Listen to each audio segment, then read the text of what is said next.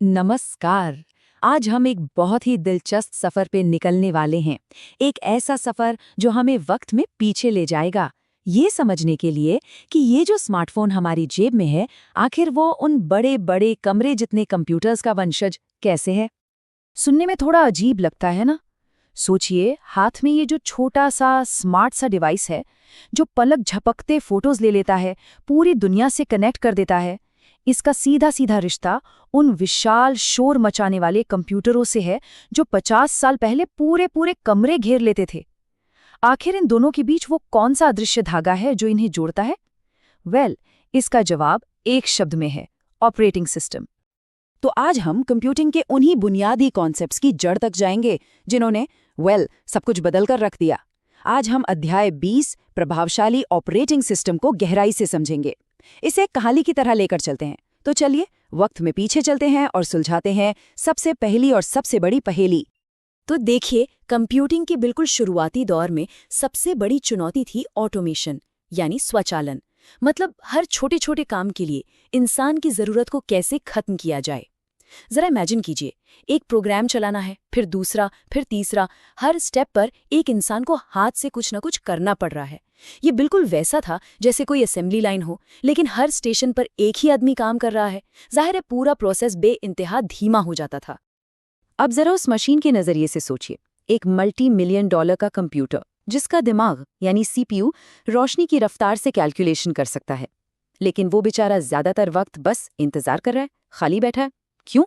क्योंकि एक human operator बड़े आराम से धीरे धीरे पंच कार्ड्स का एक डेक लोड कर रहा है, फिर कंपाइलर का डेक, फिर प्रोग्राम का और फिर डेटा का।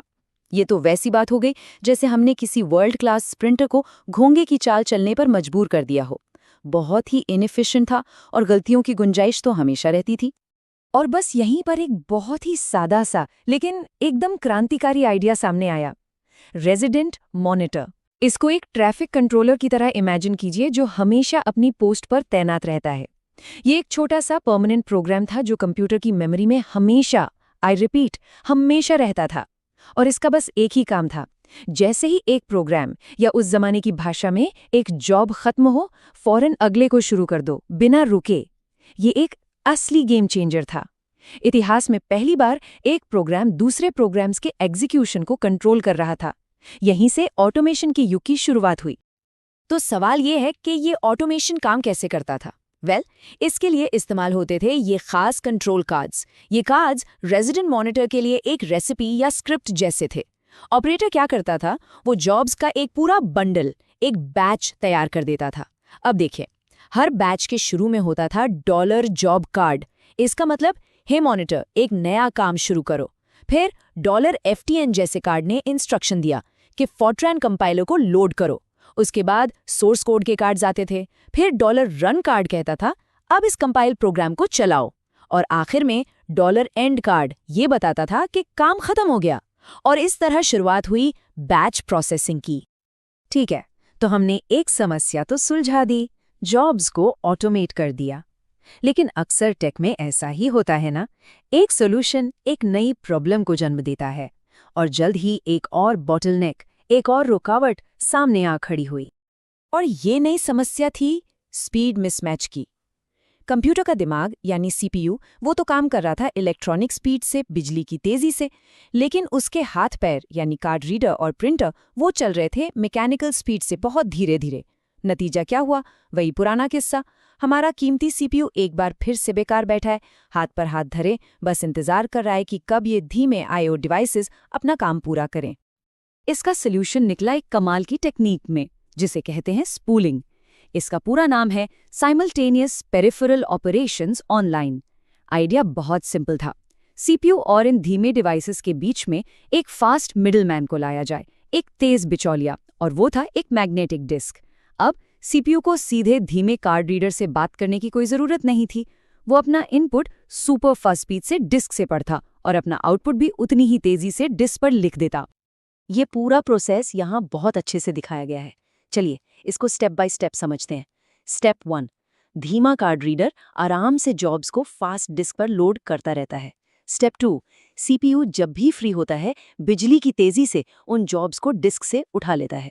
स्टेप 3, सीपीयू अपना काम करके आउटपुट को वापस उसी फास्ट डिस्क पर लिख देता है। और आखिर में स्टेप 4, धीमा प्रिंटर अपनी रफ्तार से उस आउटपुट को डिस्क से प्रिंट करता रहता है। देखा क्या हुआ?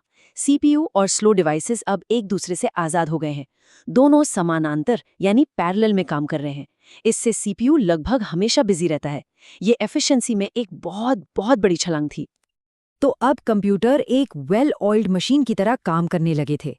लेकिन अब एक नई और इस बार एक टेक्निकल नहीं बल्कि एक फाइनेंशियल चुनौती सामने आई। पैसा, इकोनॉमिक्स। ये मशीनें बेइंतहा महंगी थीं। आज के हिसाब से सोचें तो करोड़ों की। तो सवाल ये था, इस एक विशाल महंगे दिमाग को एक ही समय पर एक से ज्यादा लोग कैसे इस्तेमाल कर सकते हैं? और इसका जवाब था टाइम शेयरिंग।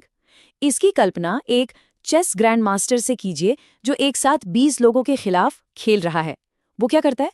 वो हर बोर्ड पर जाता है, कुछ सेकंड्स के लिए एक चाल चलता है और फिर अगले बोर्ड पर चला जाता है। और वो इतनी तेजी से घूमता है कि हर खिलाड़ी को यही महसूस होता है कि ग्रैंड मास्टर तो बस उसी के साथ खेल रहा है। टाइम शेयरिंग सिस्टम्स जैसे CTSS ने बिल्कुल यही किया। उन्होंने सीपीयू के टाइम को छोटे छोटे टुकड़ों में, जिसे टाइम स्लाइस कहते हैं, बांट दिया और हर यूजर को एक स्लाइस दे दिया। इससे हर यूजर को ये भ्रम, ये इल्यूजन होता था कि पूरा कंप्यूटर सिर्फ उन्हीं के लिए काम कर रहा है। लेकिन टाइम शेयरिंग को हकीकत बनाने के लिए एक और ब्रेक थ्रू की जरूरत थी, वर्चुअल मेमोरी। समस्या सीधी सी थी, अगर 20 प्रोग्राम्स एक साथ चल रहे हैं तो वो सारे के सारे एक ही बार में मेमोरी यानी रैम में कैसे फिट होंगे? इम्पॉसिबल। तो सोल्यूशन ये निकाला गया कि डिस्क को ही रैम का एक्सटेंशन मान लिया जाए। प्रोग्राम को छोटे छोटे बराबर हिस्सों में तोड़ा जाता था जिन्हें पेजेस कहा गया। सिर्फ वही पेजेस रैम में रखे जाते थे जिनकी फिलहाल जरूरत है, बाकी सब डिस्क पर रहते थे। जब किसी और पेज की जरूरत पड़ती तो ऑपरेटिंग सिस्टम उन्हें आपस में स्वैप कर देता। इसी टेक्निक को पेजिंग कहते हैं और यही टेक्निक आज हमारे फोन और लैपटॉप पर मेमोरी मैनेजमेंट की बुनियाद है।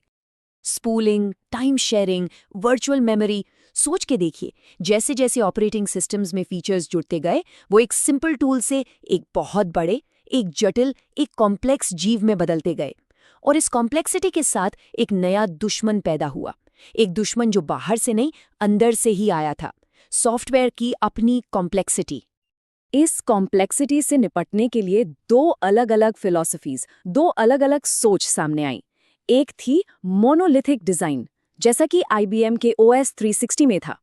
इसको एक विशाल बिल्डिंग की तरह सोचिए, जहां सब कुछ एक ही छत के नीचे है, सब आपस में जुड़े हैं, इसलिए कम्युनिकेशन बहुत तेज है, परफॉर्मेंस अच्छी है। लेकिन इसमें खतरा यह है कि अगर बिल्डिंग के एक हिस्से में आग लगी तो पूरी बिल्डिंग ढह सकती है। एक छोटा सा बग पूरे सिस्टम को क्रैश कर सकता है। पॉज। दूसरा अप्रोच था माइक्रो कर्नल। इसे एक पूरे शहर की तरह सोचिए, जहां हर सर्विस जैसे फाइल सिस्टम, नेटवर्किंग अपनी अलग अलग बिल्डिंग में है। ये ज्यादा स्टेबल है। एक बिल्डिंग में प्रॉब्लम आने से दूसरी बिल्डिंग्स पर असर नहीं पड़ता, लेकिन इन बिल्डिंग्स के बीच कम्युनिकेशन धीमा होता है। ये परफॉर्मेंस वर्सेस स्टेबिलिटी का क्लासिक ट्रेड ऑफ है। RC 4000 सिस्टम के पायनियर पर ब्रिंच हैंसन ने अपनी इस माइक्रोकर्नल फिलॉसफी को इन शब्दों में समेटा। एक मल्टी प्रोग्रामिंग सिस्टम का न्यूक्लियस यानी केंद्र। उनका मकसद सिर्फ एक और ऑपरेटिंग सिस्टम बनाना नहीं था। उनका मकसद था एक ऐसा कोर, एक ऐसा न्यूक्लियस बनाना जो इतना छोटा हो, इतना सिंपल हो कि उसे मैथमेटिकली प्रूव किया जा सके कि ये बिल्कुल सही है। एक ऐसा भरोसेमंद बेस जिस पर बाकी पूरा सिस्टम खड़ा किया जा सके। तो देखिए, हमने ऑटोमेशन, एफिशिएंसी और शेयरिंग की प्रॉब्लम्स तो सॉल्व कर ली थीं, लेकिन अब तक कंप्यूटर सिर्फ बड़ी बड़ी कंपनीज, यूनिवर्सिटीज और ट्रेन्ड एक्सपर्ट्स तक ही सीमित थे। आखिरी रुकावट और शायद सबसे बड़ी रुकावट यही थी, इन मशीनों की अनंत शक्ति को आम लोगों तक, हम सब तक कैसे पहुंचाया जाए। और फिर पर्सनल कंप्यूटर्स का विस्फोट हुआ। ये टाइमलाइन दिखाती है कि चीजें कितनी तेजी से बदली। 1974 में आया CP/M, जो हॉबिस्ट्स के लिए पहला पॉपुलर OS था। 1981 में आया MS-DOS, जिसने IBM PC के जरिए पूरी दुनिया पर राज किया। लेकिन फिर 1984 में एप्पल मैकिन्टॉश ने आकर सब कुछ, लिटरली सब कुछ बदल दिया। और ठीक एक साल बाद 1985 में माइक्रोसॉफ्ट ने विंडोज़ के साथ उस क्रांति को हर घर तक पहुंचा दिया। एक दशक से भी कम समय में एक पूरी नई दुनिया बन चुकी थी। ये बदलाव सिर्फ टेक्नोलॉजी का नहीं था, ये फिलॉसफी का था, सोच का था।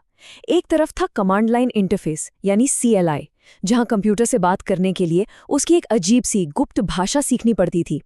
दूसरी तरफ था ग्राफिकल यूजर इंटरफेस यानी GUI, जिसे मैकिन्टॉश ने पॉपुलर बनाया। यहाँ कमांड्स याद रखने का झंझट ही नहीं था।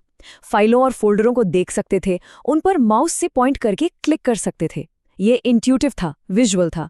GUI ही वो चाबी थी जिसने आम आदमी के लिए कंप्यूटिंग का दरवाजा हमेशा हमेशा के लिए खोल दिया। तो इस पूरे सफर का सार क्या है, इसका निचोड़ क्या है? वो ये है कि मेन फ्रेम्स के लिए बनाए गए वो बुनियादी आइडियाज वो कभी कहीं गए ही नहीं, वो बस इवॉल्व हुए हैं, उनका रूप बदला है। 1960s की टाइम शेयरिंग आज हमारे फ़ोन की मल्टीटास्किंग है। उस दौर की वर्चुअल मेमोरी आज हमारे लैपटॉप का स्मूथ ऐप मैनेजमेंट है। कॉम्प्लेक्स फाइल सिस्टम्स जो सर्वर्स पर थे आज हमारी फोटो लाइब्रेरीज हैं। टेक्नोलॉजी बदलती है, लेकिन जो फंडामेंटल आइडियाज हैं वो अमर होते हैं। वो आज भी हमारे डिवाइसेस के DNA में जिंदा हैं। तो हमने अतीत से वर्तमान तक का सफर देखा, ऑटोमेशन से लेकर एक्सेसिबिलिटी तक की प्रॉब्लम्स को सॉल्व होते देखा। लेकिन आगे क्या? भविष्य क्या है? जब हमारे पास अरबों कनेक्टेड डिवाइसेस होंगे, आर्टिफिशियल इंटेलिजेंस हर डिसीजन का हिस्सा होगी और सिक्योरिटी पहले से कहीं ज्यादा जरूरी होगी, तब ऑपरेटिंग सिस्टम्स की अगली जनरेशन को कौन सी बुनियादी समस्या सॉल्व करनी होगी? क्या वो प्राइवेसी होगी, एनर्जी एफिशिएंसी, या कुछ ऐसा जिसके बारे में हम आज सोच भी नहीं सकते? ये एक ऐसा सवाल है जिसका जवाब आने वाली जनरेशन के पायनियर्स लिखेंगे।